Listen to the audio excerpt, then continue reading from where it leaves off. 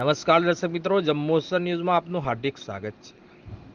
आमोद नगर में बच्चों का घर का पानी घुस गया।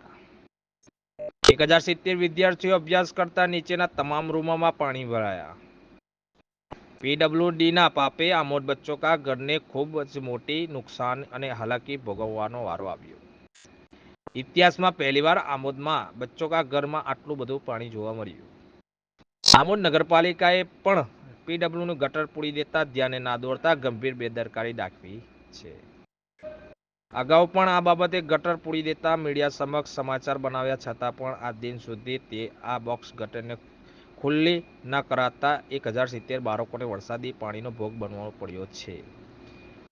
પ્રી મોન્સૂનની કામગીરી પર આમોદ નગરપાલિકાએ એક પણ બોક્સ ગટર સાફ કરી નથી, તેનું આ પરિણામ છે। નમસ્કાર। શું નામ આપનું? સાજીદભાઈ। સાજીદભાઈ, શું હતું અહીંયા? આ બચ્ચોકા ઘર છે, આ એક ઇદારો છે, અહીંયા 1070 છોકરા ભણે છે ને આજે આ રોડની કામગીરીની એક ખામીને લઈને અંદર બધું ફૂલ થઈ ગયું છે ને પહેલા રૂમ સુધી અંદર બધા રૂમોમાં પાણી છે।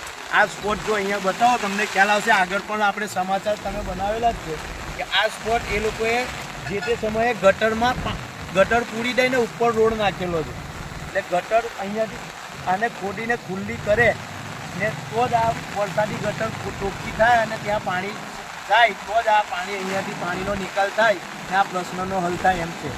અને અગાઉ કહેવા છતાં પણ રોડવાળાઓએ વાછાણી સાહેબ પોતે કે જે એન્જિનિયર છે એમણે પોતે બાંયધરી આપેલી કે આ વસ્તુ બનશે, હજી બનેલ નથી।